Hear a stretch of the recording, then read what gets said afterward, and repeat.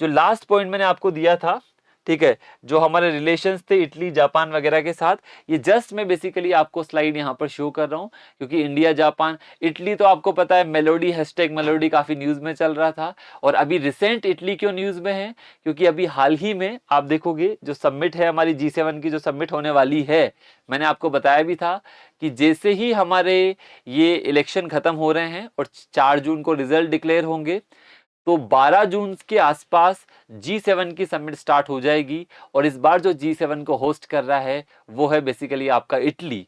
और India G7 का member country नहीं है, बट फिर भी बेसिकली इटली ने इंडिया को स्पेशल गेस्ट के रूप में इनवाइट किया है। इससे पहले जापान ने भी किया था, इससे पहले यूके ने भी किया था, ऐसा नहीं है पहली बार इटली कर रहा है, क्योंकि इससे पहले वाली जो G7 की समिट थी वो हुई थी बेसिकली जापान में। और एक काफी फेमस जगह का नाम मैंने आपको बताया था, दैट इज द हिरोशिमा। और वहां पर हिरोशिमा डिक्लेरेशन हुई थी। आप लोगों को ध्यान है हिरोशिमा क्यों न्यूज में था, हिरोशिमा और नागासाकी, जहां पे बेसिकली यूएसए ने 2 एटम बम्स ड्रॉप किए थे 1945 के में, और वहीं से बेसिकली आपका सेकेंड वर्ल्ड वॉर आपका एंड हुआ था।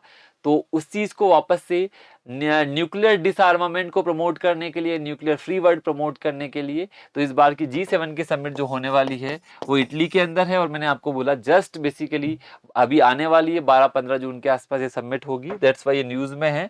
और तो यहाँ पर आप बेसिकली इटली के साथ बहुत सारी जो पार्टनरशिप्स है जस्ट मैंने यहाँ पर लिखा है, तो जस्ट एक बार आप गो थ्रू हो सकते हैं। अगर कुछ क्वेश्चन, मैंने आपको बोला कुछ कोर एरियाज है, इंडो पैसिफिक में सबके साथ ये कोलैबोरेट कर रहे हैं, क्रिटिकल टेक्नोलॉजी में सबके साथ कर रहे हैं, रिन्यूएबल में सबके साथ कर रहे हैं। तो ये कॉमन एरियाज है, यहाँ पे कॉमन सेंस लगाना, ज्यादा दिमाग मत लगाना। मैक्सिमम कंट्रीज के साथ ये पार्टनरशिप इंडिया कर रहा है, तो वहां यहाँ पर मैंने ऑलरेडी सारी डिस्क्राइब की है। सिमिलरली इंडिया जापान के साथ बहुत इंपॉर्टेंट टाइज है, यहाँ पे जस्ट मैंने एक एक्सरसाइज दिखाई है जिमेक्स, जो कि मैरीटाइम एक्सरसाइज है बिटवीन बेसिकली इंडियन नेवी और जापान नेवी के बीच में। तो वो जस्ट बेसिकली आप गो थ्रू हो सकते हैं। कई बार आ जाता है कि इंडिया और जापान कौन कौन से मल्टीलेटरल ग्रुप्स का पार्ट है, तो आप दिमाग लगा सकते हैं। अभी क्वाड काफी न्यूज में चल रहा है, क्वाड में इंडिया भी है, जापान भी है, यूएस भी, ऑस्ट्रेलिया भी है, तो डेफिनेटली करेक्ट है। G20 आप लोगों ने देखा, G20 के अंदर बेसिकली इंडिया भी है और जापान भी है, ये भी है। G4 नेशन वो नेशंस है जो बेसिकली चाहते हैं कि उन्हें यूएन की क्या मिल जाए, परमानेंट मेंबरशिप मिल जाए, यूएनएससी के परमानेंट मेंबर बन जाए। तो इंडिया भी बनना चाहता है, जापान भी बनना चाहता है, तो दोनों G4 ग्रुप के भी पार्ट है। तो ये कई बार आ जाता है कि इंडिया एंड जापान कौन से कॉमन ग्रुप्स के पार्ट है, लेकिन G7 का बेसिकली इंडिया मेंबर नहीं है। ध्यान रखना, मैंने G7 के मेंबर कंट्रीज याद करना सिखाया था। 4 यूरोप से, 2 तो परमानेंट मेंबर यूके और फ्रांस, 2 GI टेक से जर्मनी और इटली, 4 हो गए।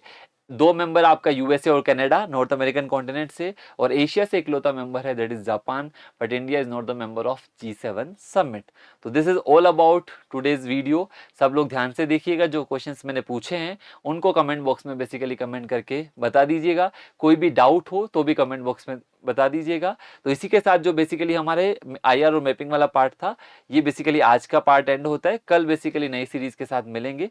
आज के लिए इतना ही। Thank you very much to all of you. Thank you guys.